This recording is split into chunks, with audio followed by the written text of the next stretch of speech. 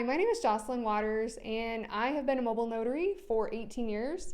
And I have seen the problems that occur when people don't have their estate planning done, which is why I'm very passionate about getting the word out to people as to why they need to get it done before it's too late. And I'm here with Aaron Stringer, and he is an estate planning attorney and has been for 13 years. And I'm just going to ask him some questions. So, Aaron, why should people get their estate planning done? Why should they get a trust done? Yeah, you bring up a great point. So estate planning is, everyone I hope knows that estate planning is important because you want to pass on your property to, whoever you choose. That's the idea. You get to make those decisions on your own.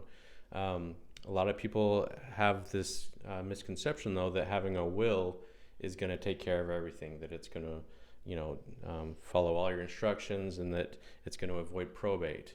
And that's the big problem right there, is a will does not avoid probate. And that's where a trust comes in. A trust is great for many reasons, but the most common one is to do exactly that, to avoid the probate process.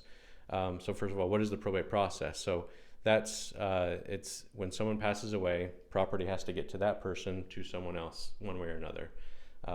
The state, each state has its own process that goes through the court system, and it's typically called the probate court. So it involves a judge, it involves attorneys, it involves all the things that come along with the court system, which includes delays, expense, fees, that kind of thing. So if it's possible to avoid, then why not? It's going to be always the best option, and that's where a trust comes into play. A trust is essentially you're creating this separate entity. So you have all your stuff while you're alive. It's your name is on it. Sometimes it's literally on it if it's like a home or a car or something like that, and sometimes it's just stuff that we own, personal property in our home, furniture, that kind of thing. All that stuff is yours personally. If you create a trust, you're creating this separate entity, and you're putting all your stuff into that new entity, so that when you pass away, you don't actually own any of that stuff. It's the trust that owns it instead. So that means that the probate process won't be necessary at all, because you already have given it to this entity, and you've provided the instructions, you've provided the people that are supposed to do it, and follow those instructions. And so it's a great entity, it's a great tool to use so that you can avoid the probate process. Well, awesome. Thank you. What are some downfalls? A lot of people think, okay, I'll just put my children on title, which does avoid probate, but it has its own set of problems. It does. So the one that I think of right off the bat, because I worked with bankruptcies for several years, is the idea that when you put someone else on title with you, then you're bringing in all of their baggage. So any issues that they have with finances, if anything they have goes to collections, or if they actually file bankruptcy, then any property that their name is on, which would include your property in that case, would be included in what they, according to the law, they own. So it would be subject to collection as well. So it's a very dangerous thing to do, to put their name on your property. Right, and in addition to that, just as a minor problem, minor inconvenience, every time you want to do anything with your property, you will have to have them sign on it as well. So they'll have to sign the loan documents if you want to refinance or anything like that. Just a minor inconvenience, but still another problem. Certainly. Another thing is when someone dies and they don't have a trust, everything, all the assets are frozen. So the house, there's nothing that can be done with it. It needs to sit there until it goes through probate. Mm-hmm. And so then you've got the family stuck trying to make the payments, right? Because they have to. They can't just say, well, we don't need to make the payments, because then, of course, what happens? Yeah, exactly. The mortgage company doesn't care if someone passes away. I mean, it's a harsh reality, but it is reality. So like you said, they want the payments, they expect it. And so it does leave the family behind scrambling, as if they don't have enough to deal with already with passing of a loved one. Then they also have to try to handle all these finances, all the property management, all that kind of stuff. And we often think of a house would be the only thing, but Part of it is just discovering what it is that family member owns. Often it's more than just a house. It can be assets that are spread out. Nowadays, you've got digital assets all over the place. So, a trust can certainly lay out instructions for what to do with all those different things. It puts someone in charge of that property that the mortgage company would already know about, that the state is already going to know about, because it's the trust that is on the name as owner of those different items, all those assets. And then speaking of other assets, what are some other examples you can think of where people run into problems when they don't put those assets in the trust? So the common problem is kind of what we've already discussed, where just often not knowing that things exist. A problem that we see sometimes with investment property, investments. So the broker might not know who to deal with if it's just under the name of an individual. And how the flip side is if it's in the name of a trust. Again, they're going to already have those documents in place. They'll often have a copy of the trust, or what's called a certification of trust, and that lays out all the details that they need to know, so they know who to contact if the principal person passes away. And then there are the little things that we don't think are as important because maybe they don't have monetary value, but they have sentimental value. So a trust allows the individual to lay out all those different items. They can say specifically who they want each item to go to. And one of the beauties of a trust is how flexible it can be, where a will alone, it's not as easy to be detailed with all the instructions. And for example, with a will, it's typically you provide instructions. You say, okay, this property goes to this person, and so the personal representative does that.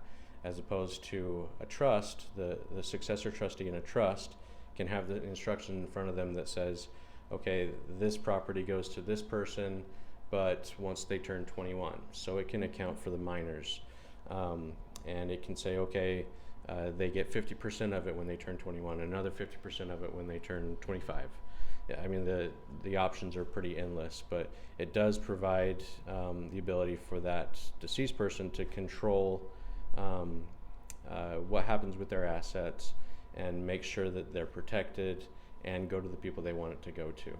So it can provide so much flexibility that's it's so important to try to get done. Yeah, that's so true. And in fact, I'm sure we would all agree that giving a lump sum, let's just say both parents die in a car accident. And let's just say they have an 18-year-old. And I think we could all agree that that's a terrible idea to give a lump sum to an 18-year-old whose parents just passed. Yeah. And actually, I know somebody that happened to. You might know him too. And he said, I was that kid. And he had $85,000. And he said he blew it all on drugs and alcohol. And he was just depressed until he overdrew his account. I'm quite sure that's not what his parents wanted for that money to go to. Yeah, definitely. And you can even add caveats to receiving funds. There are some limits as far as that goes, but you can require, or you can add caveats like you want them to go to school for 4 years to graduate, and you can say that could be a trade school or a traditional 4-year college.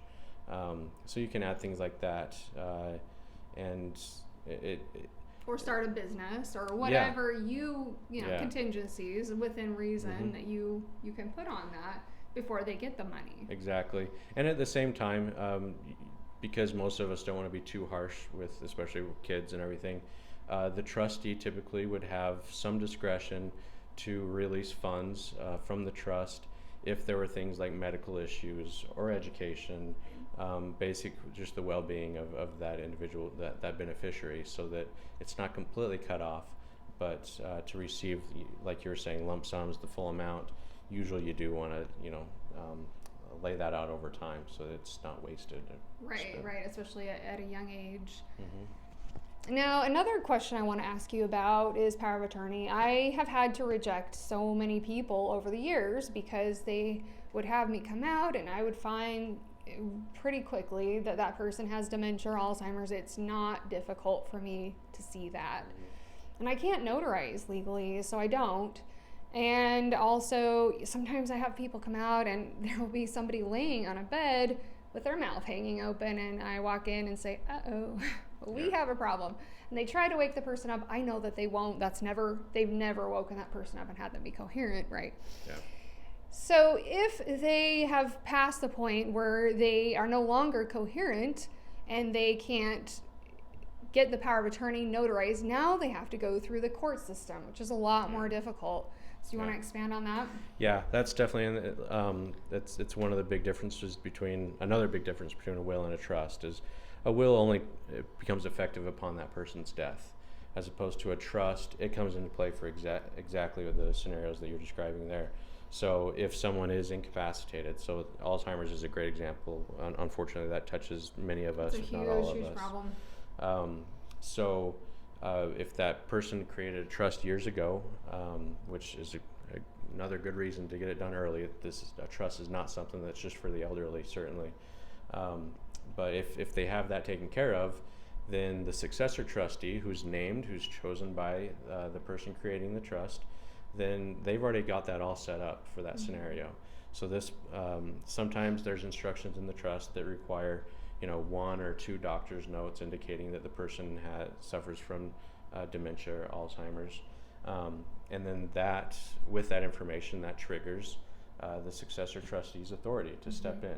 Yep. And like you're saying, it completely avoids the need for the courts to go through that whole process that can be not only costly and time consuming, but just stressful on the family. It's that's one of the ideas behind estate planning, is to take that stress away from the family that's already dealing with the loss of someone, Right. Or the health consequences of what that person's going through. So. Yeah, because maybe you need to sell the house in order to pay for the care of the loved one who can no longer sign. And if you can't do the simple power of attorney and you now have to go through the court system, that's a problem. And I've seen that happen because I've done about 24,000 real estate closings. So I've seen that happen where they had me go see, okay, we think the husband's probably not coherent, but can you go see? He wasn't. I had to deem him not competent to sign. So luckily in their case, they reviewed their trust. She was able to sign on his behalf because only one person in the trust had to sign and she had the authority. They were able to get that taken care of. But so many times that has not been the case. So I just would love to see people get this done before it's a problem. Yeah, exactly. And it's, we've talked about this before, how it's really just a no-brainer. And it's not as costly as people think, I think, is the other thing. Especially if you look at it as an early investment, because the costs of probate, the costs of hiring an attorney to go through the probate process, the court, and then the unseen costs of time that passes selling a home. I mean, who knows? We've all seen the market. It's just been crazy the last few years. How much can change in a year, and that's how long a typical probate case takes.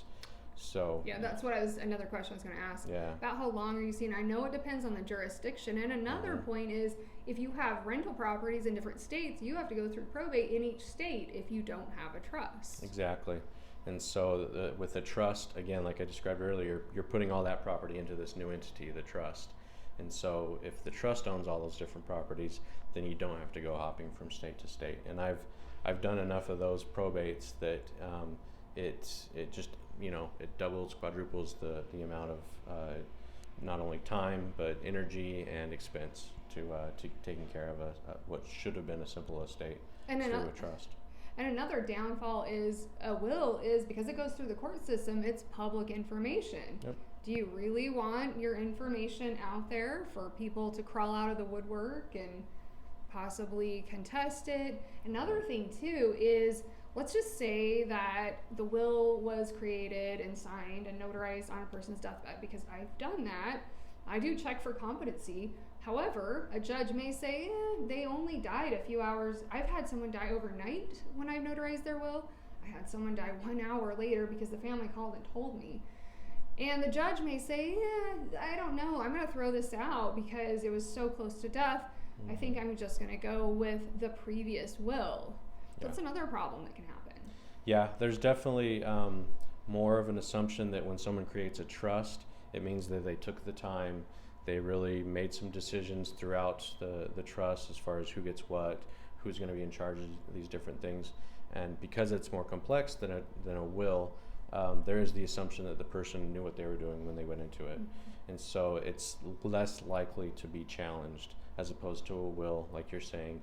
A will, you do have to give notice to all the different beneficiaries when probate's filed, and that just increases the chances that someone's going to challenge it. And really, anybody can challenge anything. And so it increases the odds of it taking even longer to get through the probate, and which means even longer to get family what they're due, what they're owed, and to resolve and really be able to move on for a lot of people. Yeah, and we do have a program because I work with a network of estate planning attorneys, and Aaron is one of them. And we do it for only $9.97, which is a really good deal, isn't it, Aaron? It is, yeah, it's a great deal. Or there's also the option of making payments for 2 years, $50 a month, which comes to $1,200, which is unheard of. I don't know of anyone that lets you finance your trust. Yeah. So it's affordable for anyone, and also during that 2 years, you can make changes. And there are some other extra little benefits. But there's no reason, money should not be a reason that keeps you from getting your trust done. And it is very comprehensive. We're just trying to make it affordable for the masses. Yeah, I mean, at that price, really, if you go through probate, you have to hire an attorney. That would amount to maybe 3 hours of work for an attorney if you're being charged hourly. So that doesn't even include like the court costs and fees and stuff like that. So it's an incredible deal, and definitely worth looking into and getting more information about it. Yeah, and about what would you say? I've seen a big range of fees for probate, but what would you see is kind of the average that you see as far as a percentage of the estate? As far as the percentage, that's hard to say.